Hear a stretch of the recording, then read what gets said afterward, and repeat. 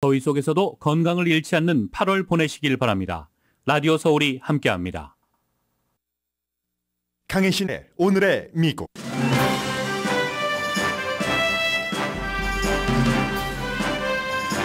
라하이나 산불의 사망자는 55명이지만 1000명 이상이 행방불명입니다. 마우이 카운티는 실종자를 1000명으로 추산하면서도 솔직히 몇 명인지 모른다고 경고했습니다. 아직도 통신시설이 회복되지 않았기 때문입니다. 전력은 공급되기 시작했지만 불을 끈 집과 사업체는 잿더미가 됐습니다. 불을 켤 집과 사업체도 없습니다. 구조물은 1,700개 이상이 불에 타서 파괴됐고 현재 산불은 80% 진화됐습니다. 열대성 폭풍 카눈이 한국에서는 예상했던 것보다는 약하게 스쳐서 북한으로 이동했습니다. 북한의 국영 언론은 김씨 왕조의 초상화 벽화 보존에 만전을 기하라는 국영 보도를 세계 주요 언론도 전합니다. 2024년 대선 후보로 겨루고 있는 미국의 전 대통령과 부통령의 지지자들이 말로 충돌했습니다. 코퍼레이션이 팍스뉴스를 포함한 미디어 거대 그룹 코퍼레이션이 지난해 수익이 75% 줄어들었습니다. 뉴스 코퍼레이션입니다. 그러나 뉴스 코퍼레이션 매체에서는 인공지능이 미래를 밝게 한다고 밝혔습니다. 샌프란시스코에서는 곧 하루 24시간 사람 운전자가 없는 로봇 택시가 운전하게 됐습니다. 로봇 자동차 회사는 곧 로스앤젤레스와 산타모니카시 등으로 확장할 계획입니다. 아마존은 재택근무를 너무 많이 하는 직원을 추적하기 시작합니다. 은퇴하기 가장 좋은 주를 5개 카테고리에 따라서 순위를 매긴 결과가 나왔습니다. 은퇴하기 가장 좋은 주는 알려진 것과는 달리 플로리다가 아닙니다. 여러분 안녕하십니까? 오늘의 미국 강예신입니다. 앞에 헤드라인부터 조금 여러분들께 어수선한 분위기를 드려서 죄송합니다. 동시에 모든 지금 저의 컴퓨터 시스템이 제대로 되고 있지 않아서 전화기로 방송해야죠. 뭐 이런 때도 있는 거죠. 그런데 전화기로 방송을 하니까 대강 적어놨던 것들이 또 이 칸이 제대로 안 돼서 조금 어수선했습니다. 지금부터 잘 해보겠습니다. 자, 지금은 우선 제가 며칠 동안이나 재난 방송을 하고 있습니다. 하와이에 관해서 모든 가족들은 이제 사랑하는 사람을 잃어버렸을 때 그 사랑하는 사람을 찾는데 아주 필사적이죠. 하와이주, 마우이 카운티, 그리고 바로 그 섬에서는 라하이나 섬에서는 지금 가족 찾기 센터 어떤 기구가 오픈이 됐습니다. 시니어 센터에 사시던 97세의 할머니가 걷기도 하시고 아주 건강하신데 가족들과 지금 연락이 닿지 않아 모른다고 하고요. 이런 케이스가 아주 최고의 상황이고, 그러나 어떤 아버지와 딸은 대피하십시다 아버지 이렇게 얘기를 하는데 아버지가 나는 됐다 너 나가거라 thank you so very much million thanks 그래서 이제 이렇게 우리 김현태 씨가 이렇게 인쇄를 해주셨습니다. 그래서 아버지는 딸에게 나는 됐다 너 나가거라 이렇게 얘기를 해서 아버지를 지금 행방을 알 수 없어서 그 가족 센터에 찾아간 그런 딸도 있습니다. 하와이의 마우이 섬 라하이나 산불은 미국의 현대 역사상 가장 치명적인 결과를 만든 산불이 됐습니다. 북가주의 2018년도에 여러분들께 당시에 보도를 해드렸었는데요. 송전선 결함으로 85분 숨지셨고 그 당시에 그 피해 상황이 엄청났습니다. 170억 달러 이상 손해를 봤는데, 그리고 지금도 2018년 이후에 세월이 오래 흘렀는데도 아직도 이제 행방불명이신 분, 결국은 시신을 찾지 못했다는 것이죠. 산불로 인해서. 또 그 당시에는 그 여러 마을이 불탔는데 그 가운데 가장 피해가 심했던 마을이 파라다이스예요.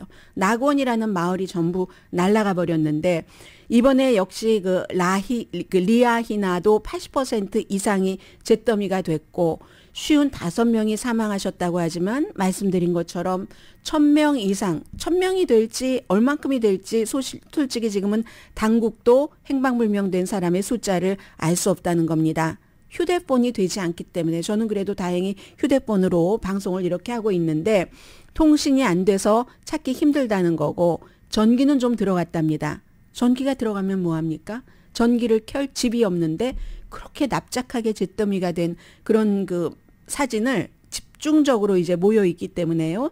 집이라든가 사업체가 바다가 있고 바다 바로 이제 뒤편부터 시작이 되잖아요. 그래서 그렇게 쫙 몰려 있는 것을 본 적이 없는 것 같습니다. 저도 역사적인 유적지까지 포함해서 1700개의 구조물이 지금 완전히 망가져 버린 상태고 당연히 이제 바이든 대통령이 어제 연방 비상사태를 선포를 했기 때문에 연방 비상사태로 선포가 됐으니까 오늘부터 구조 작업이 굉장히 활발해질 테고요.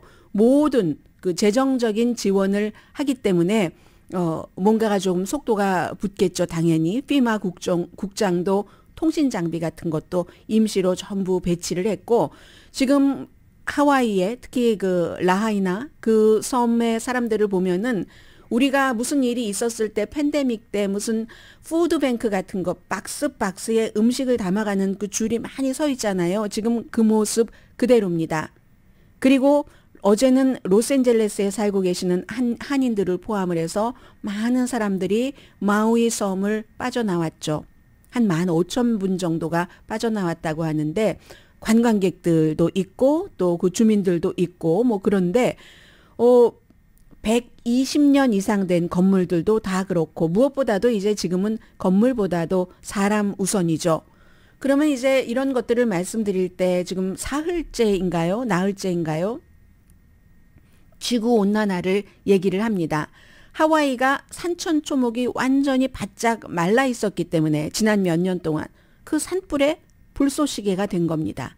그 바짝바짝 말라서 부스러질 정도의 이거 과학자의 얘기입니다. 캐서린 헤이옷이라는 자연보존이라는 그런 곳의 헤드 과학자가 하는 얘기인데 기후변화가 보통 이제 화재로부터 시작되진 않습니다. 산불로부터 시작되진 않지만 산불이 무슨 연유에선가 일어났었을 때 이번에는 뭐 특히 한 700마일 떨어진 곳에 있는 그 라하이아 남쪽에 그 허리케인 도라가 쫙 그 바람을 너무 세게 그쪽으로 불어당겨서 이런 일이 있었다 하잖아요.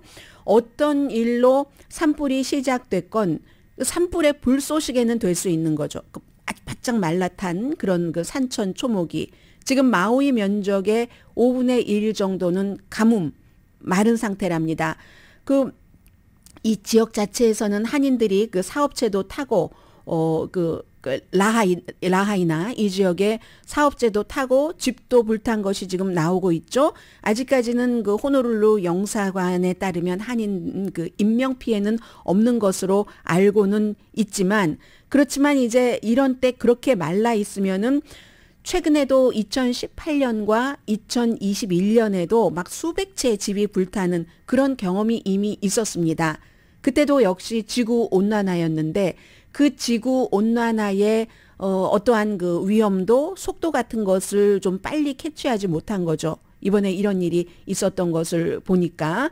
그리고 전쟁터다 이런 얘기들을 가장 많이 하십니다. 이건 전쟁터지 그냥 일반 우리가 살고 있던 곳이 아니다라고 얘기를 하고 있고 그 정도가 되면은 이제 복구 작업이 몇 년이 걸릴지 몇십 년이 걸리는 부분도 있을 겁니다. 기간 산업, 길 같은 것 완전히 다 망가졌으면 몇십 년이 걸릴 수도 있죠. 하와이의 관광 산업은 언제 복구될 것이며 무엇보다도 정신적으로 그 회복이 아주 중요하잖아요. 사람들 얘기를 들어보면 그 현장에 있었던 그런 분들, 구조되신 분들 얘기를 들어보면은 불꽃이요. 대피령이 내려지기 전에 불꽃이 먼저 덮쳤답니다. 이건 이제 기술적인 실수라고도 볼 수도 있겠지만 하와이가 워낙에 그런 대비가 잘 돼 있는 곳이기 때문에 그럴 수도 있지만 그 속도 자체라든가 뭔가가 감지가 안 될 정도의 너무너무 빠른 속도로 번져서 그랬을지도 알 수 없는 일입니다. 사람들은 그래서 불꽃이 너무 빨리 막 다가오니까 이건 자동차를 탈 틈도 없이 그냥 아이 데리고 아이 손 데리고 어린아이는 그냥 안고 뛰고 같이 뛰고 했었다는 얘기입니다.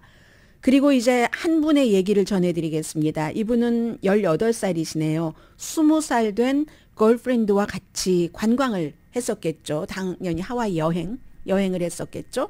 많은 그 한국 분들도 여행을 하셨던 것으로 알고 있는데 이 18살의 청년과 청소년과 20살의 걸프렌드는 빠져나왔답니다. 자동차를 타고. 그런데 자동차를 타고 본인들이 빠져나오면서 뒤를 보면은 완전히 영화 있죠. 불꽃이 지금은 이제 그 수습하는 진화하는 단계이지만 불꽃이 진화율은 한 80% 정도 된답니다. 불꽃이 막 계속 타들어가는 것을 보면서 빠져나왔다. 모든 것은 전부 빨간 것뿐이더라. 먼지와 바람뿐이더라. 사람들이 살던 땅이 아니더라. 가스 스테이션 옆에요. 가스 스테이션도 땅 위에 있었던 가스 스테이션이잖아요. 그 가스 스테이션 옆 보니까 어느 순간 불이 와서 그냥 막 빨갛게 하고 그리고는 이제 가스 스테이션이니까 상상이 가시죠. 검은색으로 순식간에 연기가 올라와 버렸고 그리고는 더 순식간에 재가 돼버리더라. 하늘에서 밑으로 떨어지는 모든 것은 불에 붙어 있더라. 죽는 줄 알았다라고 얘기합니다. 그런데 살아난 게 중요한 게 아니라 살아난 사람이 이제 정신을 조금 수습하고 하는 얘기입니다. 내가 그 당시에 아무런 힘이 없었고 반복합니다. 무력했고 아무도 도울 수 없었고 뒤돌아보면은 그 가스 스테이션이 불타는 것뿐만이 아니라 굉장히 많은 사람이 있었는데 뭔가를 할 수 있었는데 아무것도 하지 못했다. 할 수 있었는데 다른 사람은 돕지 못하고 겨우 너무 빠른 속도로 오니까 예를 들어 자동차에 스페이스가 남아 있어도 아무도 태워주지 못하고 본인과 여자친구만 빠져나왔다는 겁니다. 만약에 내가 뭔가를 할 수 있었다고 해서 했다면 그렇다면 나는 여기에 없을 것이다. BBC 방송과의 인터뷰에서 얘기를 합니다. 그래도 후회가 된다. 지금 살아남은 사람에게도 죄책감이 있다는 거죠. 교황이 얘기를 합니다. 프란치스코 교황이 하와이에 보내는 그런 그 영적인 메시지인데 신의 가세 신성함은 숨진 사람, 다친 사람, 대피한 사람, 응급구조대 거기에 있었던 모든 사람들을 다 터치할 것이다. 이렇게 얘기하는데 글쎄요. 교황이 얘기하는 그 신의 신성함의 터치라는 것이 이 18살의 청년에게 큰 위로가 될지 아직은 받아들여지지 않을지 그것도 알 수 없는 일이죠. 하와이는 아주 그 힘든 상태, 복구도 얼마나 걸릴지 모르고 복구 비용도 그렇고 무엇보다도 앞으로 이제 살 길이 막막하신 분들도 굉장히 많이 계실 것 같습니다. 아무튼 뭐 교황도 위로를 보내고 그 정부는 정부 차원에서 할 수 있는 모든 것을 다 하고 여러 곳에서 마음도 보내고 이제 뭐 여러 가지 그 펀드 같은 것도 조성이 되겠죠. 이 하와이의 산불은 많은 한국 분들이 살고 계시는 곳이기도 하고 또 하와이에 한두 번 가보신 분들, 한두 번 이상 가보신 분들이 굉장히 많으시잖아요. 하와이에 제2의 주택이 있으신 분들이 많으신데 그분들은 물론 이번에 아주 그 마우이에서 여러 곳에서 불이 났지만 완전히 80% 이상이 전소된 라하이나는 아닐 가능성이 높지만 그런 모든 분들께 다 이제 그 커넥션이 있으니까 연관이 되고 저희도 이렇게 뉴스에서 해드리는 겁니다. 아마 주말 사이에도 많은 이제부터는 이제 조금 더 뭐 안타까운 스토리라든가 야, 저 어떻게 도와주나 하는 그런 스토리들이 나오겠죠. 인간은 이렇게 인간이 만들어 놓은 것을 자연에 의해서 그 자연도 또 인간이 만들어내는 부분이 있는 거죠. 기후변화, 기후 뭐 위협 이런 것에 대해서는 순식간에 이렇게 다 잿더미가 되는 것을 보고 있습니다.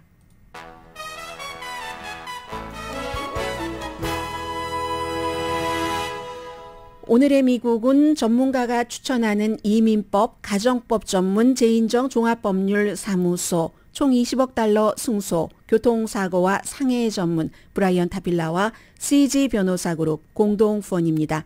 잠시 뒤에는 여러 가지 내용이 있는데요. 우선 요즘에 제가 최근에 추세를 많이 전해드리잖아요. 자동화와 인공지능.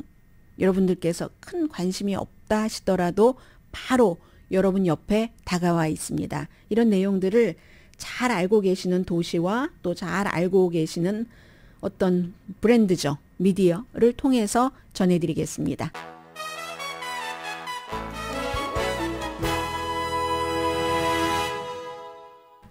라디오 서울 방송 오늘의 미국 듣고 계십니다. 샌프란시스코 시에서는 이제 몇 년 전부터 그 무인 자동차, 말하자면 그 자동차가 그 시범 운행 중이었는데 곧 몇 주일 있으면 어젯밤의 결정에 따라서 24시간 무인 자동차가 운전을 하게 된답니다. 로봇 택시가. 아마 샌프란시스코가 이게 지금 지난 몇 년 동안 하면서도 여러 가지 그 불만들도 상당히 많았는데 지금 마약이라든가 아니면 홈리스 피플로 굉장히 그 낙후화되는 도시가 되니까 우리가 살 길은 테크놀로지밖에 없다고 결심을 하는 것처럼 보입니다. 그래서 이제 이 같은 뭐 경찰국에서도 반대를 하고 하지만 결정을 내렸습니다. 해서 이 두 회사가 크루즈가 이제 제너럴 모터스가 만든 그 자동차죠. 그리고 구글의 모 회사가 알파벳이 만든 게 웨이모인데 이 두 회사가 이제 사람들이 좀 없을 때 밤 시간에 시범 운전을 샌프란시스코라는 테크놀로지의 그 완전히 그 중심지에서 했었죠. 그런데 이제 어제 몇 시간 동안 공청회를 했습니다. 공공유틸리티위원회에서 공청회를 하고 나서 투표를 했죠. 3대 1이었습니다. 통과가 됐기 때문에 이런데 이런 모든 것들이 인공지능 다 포함된 신기술이 우리 앞에 온다는 얘기입니다. 만약에 나이가 많이 드신 코리안 아메리칸께서 샌프란시스코에 살고 계시면서 택시를 타고 다니셨다면 앞으로 곧 사람 없는 택시를 타야지 될 겁니다. 뭐 이런 식으로 해서 그 트래픽이라든가 아니면 버스 루트를 막 망가뜨린다던가 그동안에 그 같은 그 비난이 많이 있었는데 그런 것도 그런 것이지만 어떤 경우는요. 응급차의 이동도 경로도 방해한다고 하니까 사람들이 전문가들은 여기에 대해서 반대를 많이 했는데도 불구하고 경찰국과 소방서가 제일 크게 반대하지 않았겠어요? 응급 그 상태 때문에. 그런데도 이 승인을 했다는 것은 결국은 미래의 살 길은 인공지능, 테크놀로지, 뭐 어떠한 그 신기술 이런 것이다 하고 샌프란시스코가 결정을 내린 것 같습니다.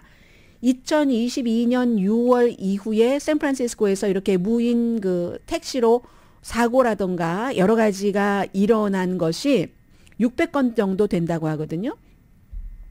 그 가운데는 이제 스탑사인에 쓰지 않았다던가, 스탑사인에 쓰는 게 아니라 쓰지 않았다던가, 아니면은 이제 응급차의 경로를 방해했다던가, 그런데도 불구하고 응급차의 그 경로를 방해해서 일어난 사건도 교통사고죠. 55건이나 된다고 하는데, 그럼에도 불구하고 샌프란시스코 시에서는 그 무인 자동차의 안전성에 대해서 잠재력을 믿는다고 얘기를 합니다. 그 잠재력, 현재 당장이 아니라 잠재력을 보고 이 같은 것을 결국은 승인을 했다는 것이고 미래에는 점점 더 안전해질 것이며 뭐 지금까지 몇 시간 하던 것을 더 시간을 늘리면 그게 이제 축적되니까 그리고 그렇게 갈 수밖에 없다는 겁니다.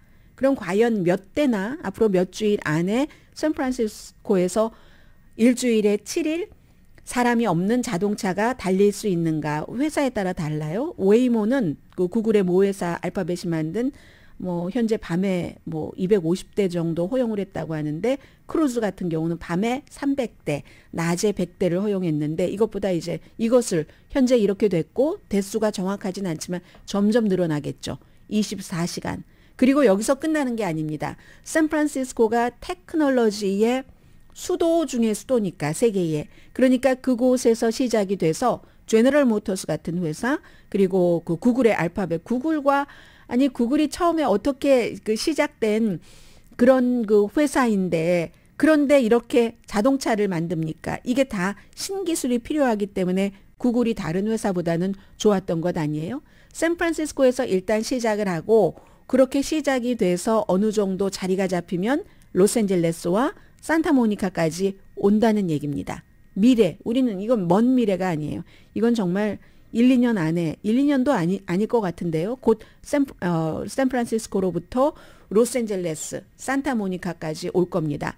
제너럴 모터스가 어떤 자동차 회사보다도 처음에는 그렇지 않았는데 전기 자동차에 완전히 그 올인을 한다던가 이 신기술에 쫙 그 달라붙어 있는 회사거든요. 그래서 앞으로는 뭐 무인 자동차, 뭐 우리 자가용도 우리가 스스로 운전하고 다니는 그 자가용도 지금 뭐 곧 그 뭐 자동화, 완전히 내가 하지 않아도 되는 자동화해서 자동차 타면서 뉴스 보고 뭐 텔레비전 보고 할 수 있는 시대가 멀지 않은 것 같습니다. 일단 이렇게 로봇 자동차부터 시작이 되면은요.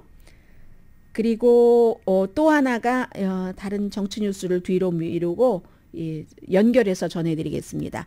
팍스가 어제는 무슨 뉴스가 핫했냐면요. 오늘 뉴스와 조금 다른데 어제 전해드리지 못했기 때문에 간단히만 말씀을 드리자면 아니 팍스에 그 터커 칼슨이 나가도 팍스 주식값은 올라가네.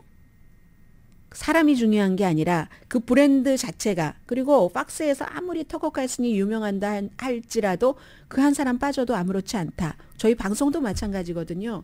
방송 뭐 아무리 그 사람 방송 잘한다 해서 그 방송 잘하는 사람이 그 방송국에서 빠져나간다고 방송국이 뭐 흐물흐물 무너집니까? 그건 아니잖아요. 팍스도 마찬가지였는데 그래서 어제는 그게 아주 핫 뉴스였습니다. 오늘은 또 다른 뉴스가 핫한데 이건 미래와 쭉 연결되기 때문에 전해드리겠습니다. 팍스의 루퍼트 머덕이 미국에만 많은 매체를 갖고 있는 게 아니라 영국 뭐 더 클지도 몰라요. 어떤 분야에서는 영국의 스카이 뉴스 같은 것 그리고 뭐 여러 가지 타블로이드가 많잖아요. 호주 꽉 잡고 있죠. 왜냐하면 그 사람이 원래 호주 사람이니까 루퍼트 머덕이. 그런데 루퍼트 머덕이 소유한 그 팍스 뉴스 코퍼레이션 뉴스만입니다. 뉴스 코퍼레이션이 1년 동안의 이윤이 75%가 내려갔답니다. 이 1년은 6월 30일에 끝난 1년을 말합니다. 그래서 75%가 어느 정도냐면 수익이 왜 이렇게 많아요? 1년 전에는 1년 동안 7억 6천만 달러 네트로 벌었는데 그런데 올해는 6월 30일 끝나서 계산을 해보니까 1억 8천7백만 달러 그러니까 한 해 사이에 75%가 떨어진 겁니다. 왜 그렇겠습니까? 전통적인 것에서는 돈을 못 버는 겁니다. 신문, 팍스가 신문을 하잖아요. 신문, 종이값이 너무 비싼 겁니다. 신문업계에서 일하시고 계신 분들은 너무 잘 아실 텐데 그게 이미 뭐 10년 전부터 시작된 것이고 지금은 더한 것이고 점점 악화가 악화를 구축하는 게 신문입니다. 그래서 월스트리트저널도 루퍼트 머덕의 소유잖아요. 월스트리트저널은 디지털에서 수익이 더 많습니다. 종이보다. 종이로 시작한 그 전형적인 그 팍스가 그래서 월스트리트저널도 여전히 살아남을 수 있는 거고 뭐 뉴욕타임스나 파이낸셜 타임스가 디지털에서 돈을 많이 벌잖아요. 그래서 수익이 있는 것이고 다른 그 종이 신문 회사는 점점 가라앉는 건데 그런데 그래서 이윤이 75%가 내려갔는데도 불구하고 이 팍스에서 발표한 것을 파이낸셜 타임스, 가디언 많은 주요 뉴스에서 다 보도를 하는데 그래도 우리에겐 미래가 있답니다. 인공지능 때문에 그렇다는 거예요. 제가 다음 주에는 인공지능에 대해서 인터뷰를 하나를 준비를 하려고 하는데 주말에 좀 공부 좀 하고요. 그런데 마침 저희 회사가 하는 아주 중요한 일과도 연관이 있고요. 인공지능 때문에 더 선이라는 타블로이드 신문을 갖고 있는 뭐 더 타임스도 마찬가지예요. 영국의 신문. 더 타임스도 루퍼트 머덕의 그 뉴스 코퍼레이션 소속인데 그것뿐만이 아니라 신문뿐만이 아니라 출판사도 합니다. 이 그 코퍼레이션이 뉴스 코퍼레이션이 그래서 텔레비전도 당연히 있죠. 그것도 이제 돈 내고 보는 텔레비전 많잖아요. 그리고 부동산 광고 회사도 합니다. 이 팍스가 뭐 근데 루퍼트 머덕이 중요한 게 미래를 누군가가 본인이 뭐 처음부터 미래를 내다보겠어요? 누군가 전문가의 말을 듣고는 그 미래를 이렇게 내다보기 시작하고 결정을 아주 잘하는 거죠. 해서 팍스 스포츠가 아주 강했었고 이번에는 그러다가 뭐 웨더 쪽으로 또 확 돈다던가 지금은 인공지능인 겁니다. 신문 매체에서 우리가 돈을 너무 많이 잃어버려서 1년 동안 수익이 네트 수익이 75%가 떨어졌는데도 불구하고 출판 분야에서도 신문 분야에서도 디지털에 이제 돈을 많이 투자해서 돈을 이미 벌어들이고 있고 왜냐하면 신문 프린트 광고는 줄어들고 있으니까. 그런데요 이미 호주에서는 신문 기사인데도 신문과 뭐 방송도 마찬가지고 일주일에 기사를 3,000개를 인공지능이 쓴답니다. 그런데 이 속도가 너무 빨라져서 지금 6월 30일까지 지난해보다 수익이 75%가 줄어들었잖아요. 7월 1일부터 12월 31일까지 그러니까 2023년도 하반기에는 굉장히 이게 늘어난다는 얘기거든요. 그래서 우리는 너무 기쁘다. 그리고 전체적으로 뉴스코퍼레이션의 호주, 영국, 미국 너무너무 많은 거대 기업인데 수익의 절반 이상이 이미 디지털 쪽에서 온답니다. 속도가 빠르다는 것이 저에게는 좀 다가와졌고요. 그래서 이제 이런 것을 텍스트, 이미지, 비디오, 기타 등등 여러 가지를 생성할 수 있는 그 인공지능에 대한 잠재력, 이게 굉장히 낙관적인 평가를 루퍼트 머덕 같은 사람이 하고 있기 때문에 속도를 낸다. 그래서 이제 크게 성공하는 사람들 보면은 미래를 보잖아요. 그리고 꼭 우리 업계의 미래뿐만이 아니라 그런 것들이 인플레이션도 하반기에 조금 지금보다도 더 안정된다고 보고, 인플레이션이 안정된다는 것은 결국은 이제 이자율과 연관이 되는 거잖아요. 그래서 이자율을 또 다음 9월달 미팅에서 올리지 않을 수도 있다고 하고, 그러면은 부동산 시장도 조금 괜찮아질 테고, 박스가 또 부동산 시장 광고 그런 자산도 갖고 있기 때문에 이렇게 돼서 우리 박스는 75% 1년 만에 수익이 줄어들었어도 걱정하지 않는다. 터커 칼슨이 없어도 걱정하지 않는다. 이런 얘기를 박스가 하고 있는 겁니다. 잠시 뒤에 이제 또 다른 뉴스들 전해드리겠습니다.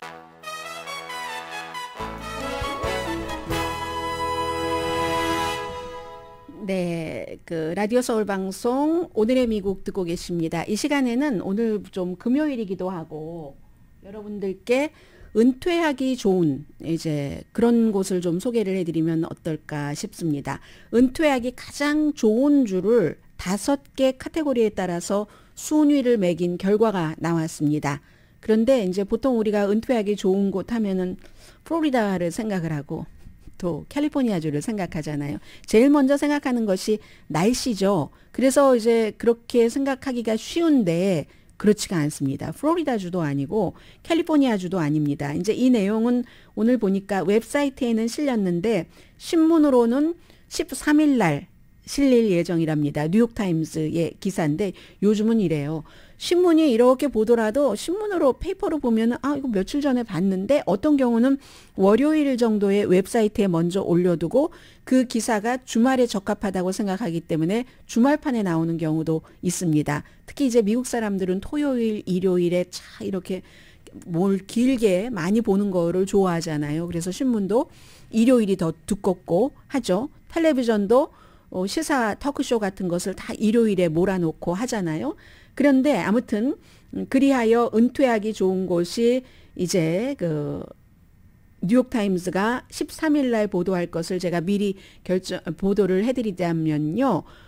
은퇴를 할 것 하면 내가 살 곳이 있어야지 되잖아요. 우선 뭐 부동산에 대해서도 결정을 해야지 되고 그게 뭐 집을 사는 것이든 아니면 렌트를 하는 것이든 그 분야가 생활비가 가장 많이 들기 때문에 그래서 이제 기본적으로는 뱅크레트라는 소비자 재정 서비스 회사입니다. 여기서 이제 소비자 재정에 대해서 특히 인터넷 웹사이트에서 아주 잘 알려주는 그런 회사인데 거기서 이제 쭉 5개 카테고리로 정해놓은 건데 우선 5개 카테고리부터 말씀을 드리겠습니다. 경제성. 여기에 이제 모든 게 다 포함이 되겠죠. 생활비부터 렌트비부터 등등 그걸 40%로 잡았습니다. 왜냐하면 현대는 자본주의 사회이고 인간은 돈 없이 살기 참 힘들기 때문에 그리고 또 중요한 게 뭐겠어요? 헬스케어죠. 헬스케어 접속을 할 수 있는 가능성과 뭐 접속만 하면 뭐합니까? 퀄리티 그런 것을 20%로 잡았고요. 그 다음에 세 번째는 웰빙이라고 해서 2가지 레크리에이션 할 곳이 얼마나 되는가 산은 얼만큼 강은 등등해서 그리고 그게 첫 번째고 나이 든 사람의 인구 이것도 어떤 분은 너무 나이 든 사람들만 많이 사는 곳에 무슨 55세 이상 시니어라든가 뭐 65세 이상이라든가 이런 곳에 살기 싫어하는 사람들도 많습니다. 그래서 이제 그 웰빙이라는 것에 25%를 줬고 날씨가 10%밖에 차지하지 않아요. 이제 보통의 사람들이 생각하는 게 그런가 보죠. 범죄도 5%, 경제 40%, 헬스케어 20%, 웰빙, 레크레이션과 나이 든 사람의 인구 25%, 날씨 범죄 5%. 이렇게 해서요. 제일 이제 좋은 곳부터 말씀드릴게요. 좋은 곳 5군데.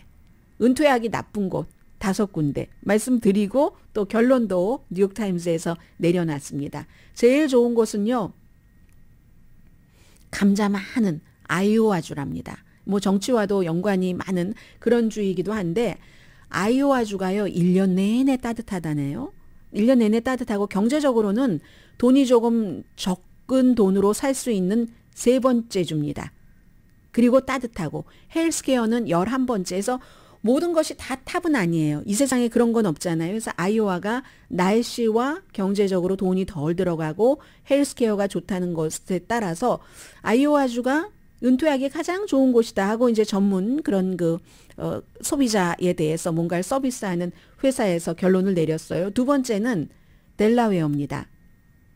이곳은 경제적으로는 아이오와주보다 조금 많이 들어요. 18번째로 많이 드는 곳이고 한 쉬운 군데를 설정을 해놨는데 웰빙이 2번째랍니다. 뭐 레크리에이션 할 것도 많고 나이 드신 분들의 인구도 적절하고 3번째가 웨스트 버지니아. 웨스트 버지니아가 조 맨신 민주당 의원이 어제 보니까 나 민주당 탈퇴할 가능성도 높아라고 얘기를 하던데 광산 많고 생활비가 가장 적게 드는 곳이 이 50군데 선정한 게 아니라 미국이 50개 주니까 그럴 수밖에 없죠. 경제적으로 가장 최고다 하는 것이고 그리고는 4번째가 미주리주도 여기도 이제 한국 분들 공부하러도 많이 가시잖아요. 미주리 대학교에 무슨 저널리즘 공부하신 분들도 굉장히 많은데 아이오와로 유학하시는 분들도 많이 계시던데요. 미주리주가 경제적으로 5번째로 돈이 덜 드는 그런 주랍니다. 그러니까 은퇴하고 나서는 수입이 고정되신 분들이 많잖아요. 그리고 예측 가능하고 해서 좋고 5번째가 미시시피도 웨스트 버지니아 다음으로 돈이 조금 덜 들고 그리고 날씨가 괜찮다네요. 미시시피도 뭐 여러 가지 자연재해 같은 것은 있지만 그래도 기본적으로 또 뭐 내륙 쪽으로 들어가고 하면 날씨가 7번째로 좋답니다.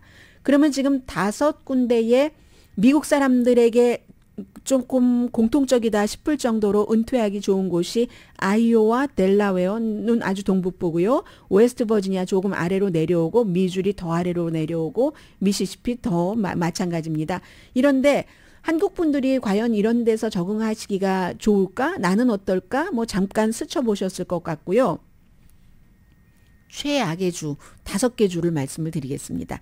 최악의 주는 46번째, 7번째 이런 식으로 아주 최악은 제일 마지막에 발표하겠습니다. 최악의 5군데 가운데서 5번째는 매사추세츠. 왜 그럴까요?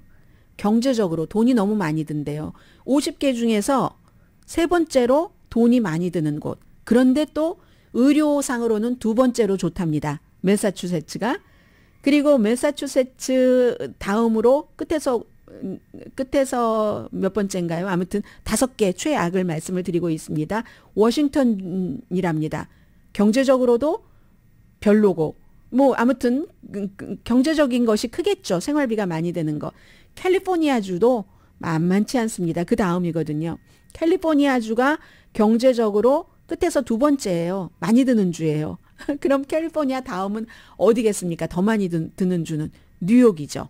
뉴욕. 이렇게 해서 아주 최악의 주가 매사추세츠보다 더 나쁜 곳은 워싱턴, 그 다음은 캘리포니아, 그 다음은 뉴욕. 그런데 알래스카가 뉴욕의 경우는 경제적으로 들어가는 돈은 아주 비싸서 최고로 비싼데 웰빙은 4번째거든요. 뭐 할 것도 많고 뭐 노인 인구도 적당하고 하는 거. 그러면 은퇴하기에 최악의 주는 어딜까요? 여러분들 생각해 보시면 평소에 나도 거기 한번 가보고 싶다. 저도 가보지 못한 곳이거든요. 나도 그곳에 가고 싶다. 거기에 섬자를 붙여야 되나요? 나도 그곳에 가고 싶다 하는 알래스카, 섬은 아니지만 뭐 섬이라고 볼 수도 있고 알래스카는 자연적으로 가장 아름답잖아요. 그런데 너무 추워서 여기서는 이제 날씨가 이제 확실하게 딱 꽂혀 있는 거죠. 범죄율도 낮긴 하지만 그래도 너무 추우니까 살 수가 없죠. 또 외지고 뭐 여기 물가도 비싸다고 하잖아요. 그래서 그런데 이렇게 말씀을 드리면 이 모든 것들이 누구에게나 다 공통적으로 적용이 되는가? 꼭 그런 것 같지는 않죠. 왜냐하면은 언어의 문제도 여기에는 들어가 있지 않고 제가 이것을 보면서도 야, 우리가 소수인종은 소수인종이다 하는 것이 느껴지는데 언어에 대한 것도 들어가 있지 않고 웰빙에도 나이가 많은 인구와 그리고 레크리에이션 활동을 할 수 있는 게 무엇인가는 들어가지만 같은 인종끼리의 그 편안함 같은 것도 나이 들면 있잖아요. 그냥 딱 눈빛만 보면 알고 말도 편안하게 한국말 할 수 있고 또 그 마을에 꼭 한국 마켓이 있어야지 되는가. 적어도 2시간, 3시간 운전하고 가면 한국 마켓이 있어야지 양배추 김치라도 담가 먹지. 이런 것 있잖아요. 그래서 이 모든 것들이 뉴욕타임스도 결론을 이렇게 내립니다. 개인적인 선택이다.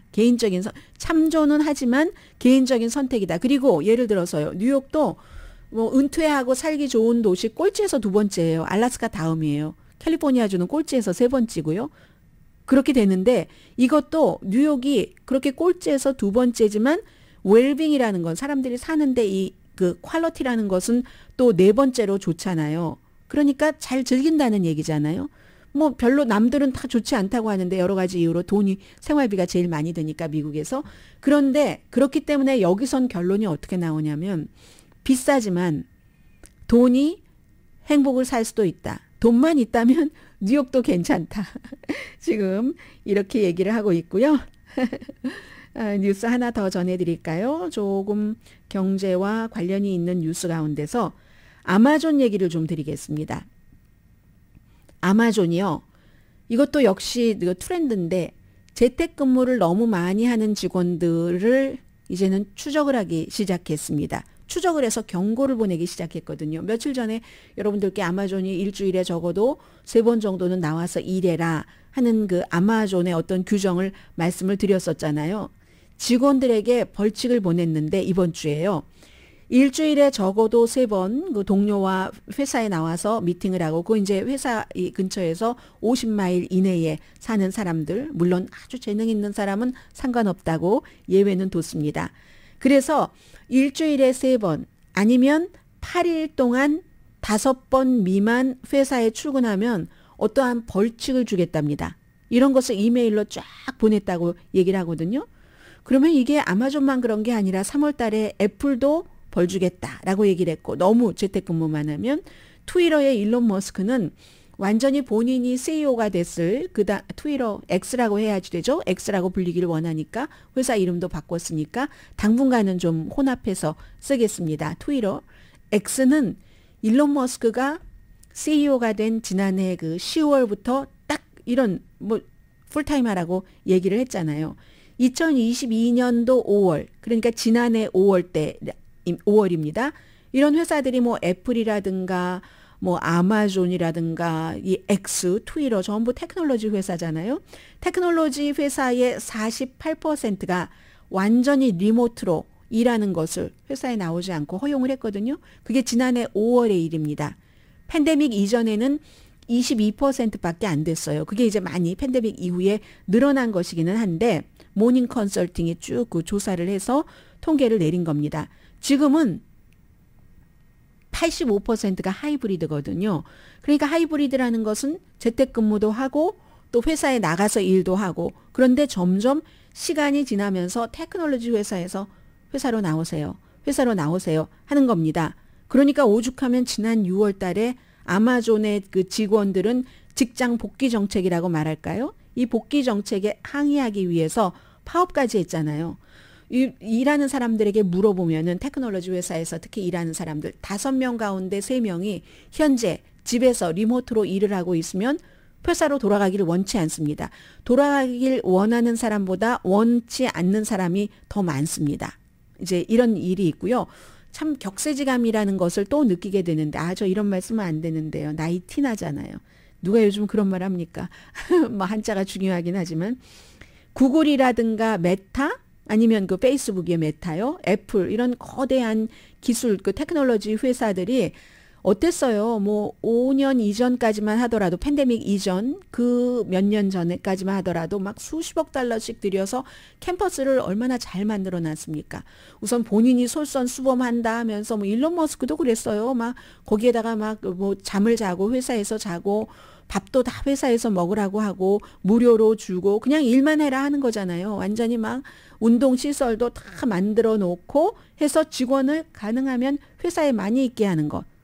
이런 것이 완전히 그때 전성기였잖아요. 사람들이 야, 나 저곳에 가고 싶어. 저 회사에 가고 싶어 했는데 그게 이제 완전히 바뀐 거죠. 아니 바뀐 게 아니라 그때 그래서 사람들의 마음은 바뀐 거죠. 사람들은 그래서 나 저 회사 가고 싶어 했는데 그 뒤에 재택근무를 하다 보니까 나 그거 별론데 이게 더 좋은데 야 정말 열을 붉은 꽃이 없다고 하더니 지금 이렇게 된 겁니다. 그리고 또 하나는요. 아마존에서 이렇게 회사에 나와라 하고 이제 직원들에게 이메일을 보냈잖아요. 이 이메일을 보냈는데도 이거 다 인공지능을 사용해서 했겠죠. 모든 사람에게 한 사람에게 다 쓰고 뭐 체크업하고 하진 않았을 거 아니에요. 여기에 그렇게 실수가 많았다네요. 그래서 사람들이 아니 나는 사흘 채웠는데 하고 항의도 한답니다. 그래서 아마존의 이 같은 그 기술적인 부분이나 샌프란시스코에서 24시간 그 로봇가 택시를 운전하는 거나 아직은 완전하지 않다. 그렇지만 팍스의 CEO 루퍼트 머덕이 얘기하는 것처럼 그 결점은 빨리 고쳐질 것이다. 그리고 그로 인해서 우리는 수익을 훨씬 많이 낼 것이다. 뭐 이런 얘기들을 하고 있습니다. 잠시 뒤에야 정치적인 뉴스를 전해드리겠습니다.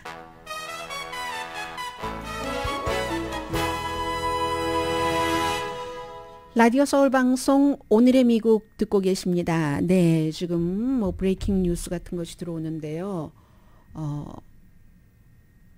헌터 바이든의 변호인이 특별검사 임명, 뭐 지금 특별검사 임명 얘기들이 나오는가 보네요. 대통령의 아들과 그 대통령에 관한 뭐 우크라이나와 중국에 관한 그런 그 부분이겠죠. 이걸 이제 공화당이 굉장한 그 이슈로 2024년도 선거 이슈로 가져갈 것이기 때문에 지금 그 바이든 대통령의 가족들을 전부 그 의사당의 청문회에 부르겠다는 그런 그 얘기잖아요. 그래서 아마 그렇게 갈 것 같습니다. 이거 완전히 그 정치화로 가는 것이고요. 2024년도 대통령 선거를 보면은 트럼프 전 대통령이 누가 이기든지 예비선거에서 공화당의 후보가 누가 이기든지 나는 그 후보를 지지하겠다 하는 사인을 해야지 되는데 이게 공화당의 그 후보들이 토론을 할 때 정해놓은 그런 규칙입니다. 공화당 당위원회에서 정해놓은 규칙인데 난 거기에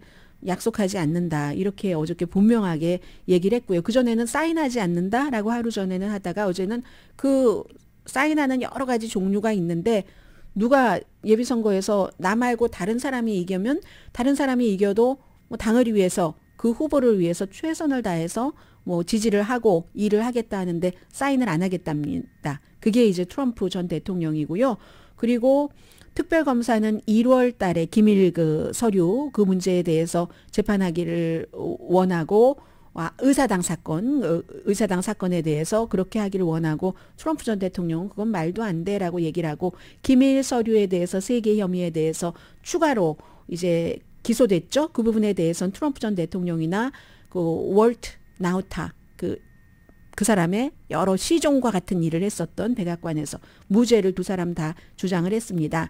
중요한 건 어제 마이크 펜스 부통령이 선거 유세를 하는데 그 선거 유세를 하던 도중에 트럼프 전 대통령의 지지자가 딱 차고 들어가서 두 사람이 지지자끼리 펜스 지지자와 트럼프 지지자가 거의 싸웠습니다. 이런 겁니다. 트럼프 지지자가 제가 물어보겠는데요. 1월 6일에 왜 반역을 저질렀습니까? 그게 이제 왜 트럼프 바이든 그 대통령이다를 선언을 했느냐는 얘기겠죠. 그랬더니 또 한 사람이 벌떡 일어나서 입 다물어. 이거 이제 펜스의 지지자겠죠. 그랬더니 펜스가 뭐 공정한 질문이네 하면서 다시 한번 늘 하는 얘기를 합니다. 내가 부통령 선서를 할 때 뭐 레이건 성경에 손을 올려놓고 선서를 했는데 헌법을 지키겠다고 했고 그게 헌법을 지킨 결과다. 앞으로도 또 뭐 그렇게 할 거다 하면 헌법 2조를 얘기를 하고 헌법 2조를 여러분들도 읽어보시기를 원합니다. 하지만 헌법 2조에 다 그렇게 나와 있어도 트럼프 전 대통령의 지지자들은 그 말에 대해서 믿지 않는 거죠. 그리고 이게 처음이 아닙니다. 지난주에도 반역자다. 이 마이크 펜스에게 반역자다 하면서 얘기를 하고 있는데 이런 것들이 지금은 이제 말로 시작이 되지만 어떻게 될지 선거가 좀 뜨거워지면 아무도 알 수 없는 그런 노릇이라는 것. 그게 여기에 이제 미국의 위험도와 또 미국의 비극 같은 것들이 전부 달려있는 사건이다라고 전해드리고요.